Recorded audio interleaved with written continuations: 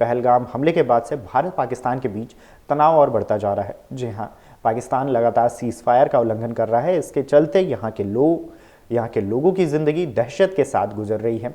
डर बना रहता है कि कहीं हमला ना हो जाए। इन सब के बीच घर के पुरुषों ने महिलाओं और बच्चों को बंकर के बारे में जानकारी देनी शुरू कर दी है। उन्हें जागरूक किया जा रहा है। जरूरत पड़ने पर कैसे उपयोग करके जान बचाई जा सकती है, इसके बारे में भी जानकारी दी जा रही है। इस बीच पाकिस्तान की ओर से उत्तरी कश्मीर में एलओसी पर भारतीय अग्रिम चौकियों को निशाना बनाते हुए छोटे हथियारों से फायरिंग की जा रही है। मिले सूत्रों के मुताबिक पाकिस्तानी सेना ने नौगाम सेक्टर, उड़ी सेक्टर, केरन और तंगधार सेक्टर में शुक्रवार देर रात फायरिंग की। इससे लोगों में डर का माहौल है। मीडिया रिपोर्ट्स की माने तो एक सैन्य अधिकारी ने इसकी पुष्टि करते हुए पाकिस्तान के मंसूबे को उजागर किया है। लगातार पाकिस्तान छोटे छोटे हथियारों से हमारे इलाके में फायरिंग कर रहा है, यानी कि अधिकारी के मुताबिक भारतीय सेना के जवानों द्वारा इसका मुंहतोड़ जवाब दिया जा रहा है। इस बीच अभी तक किसी तरह के जानी नुकसान की कोई खबर सामने नहीं आई है।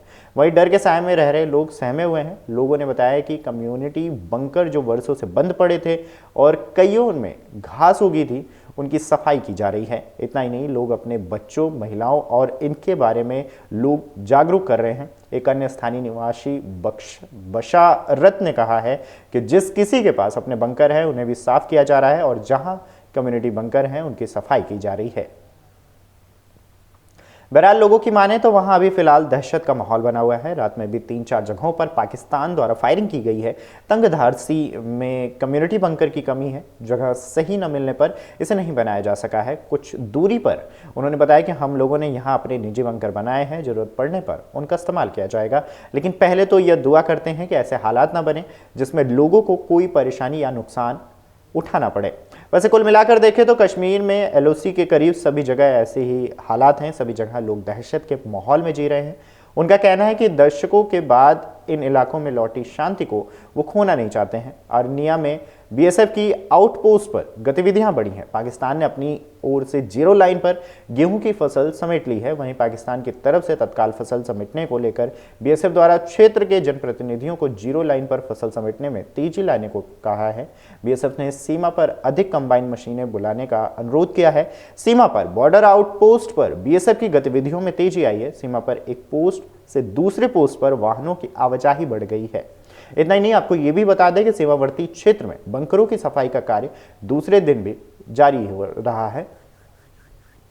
वहीं भारत पाकिस्तान नियंत्रण रेखा पर स्थित गांव के किसानों ने 1 माह पहले ही गेहूं की कटाई शुरू कर दी है।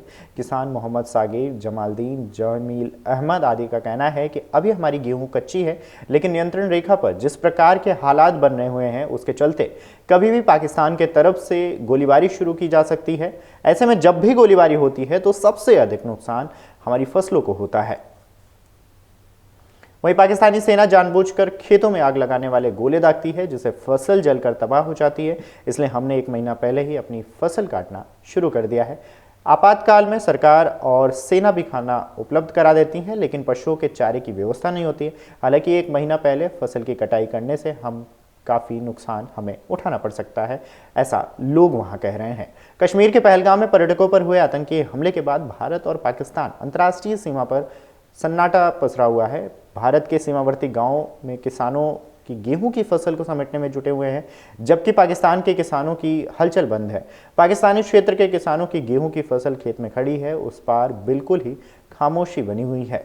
बता दें कि सीमावर्ती किसान दौलत राम मंगचू के बलवीर सिंह के मुताबिक पहले सुबह शाम मस्जिदों में आवाजाही आती थी, लेकिन गत 2 दिन से खामोशी बनी हुई है।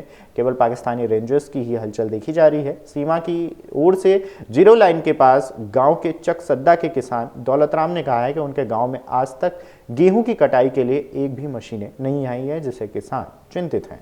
उधर जिला प्रशासन के अधिकारी भी सरकारी स्कूलों के दौरे कर रहे हैं और स्थिति का आकलन कर रहे हैं। बहरहाल आपको ये भी बता दें कि सीमा से सटे इलाकों में किसान फसलों की कटाई में जुटे हुए हैं, तो वहीं दूसरी ओर महिलाओं ने बंकरों की सफाई की जिम्मेदारी संभाल ली है। जानकारी के मुताबिक पहाड़पुर से बोबिया तक सीमा से सटे इलाके में करीबन 1000 एकड़ गेहूं की फसल लगाई गई थी, जिसमें लगभग 60% की कटाई पूरी हो चुकी है। हालांकि सीमावर्ती इलाका होने के कारण पर्याप्त कंबाइन और मजदूर न मिलने से किसानों को खुद ही सुबह, दोपहर और शाम को कटाई करनी पड़ रही है।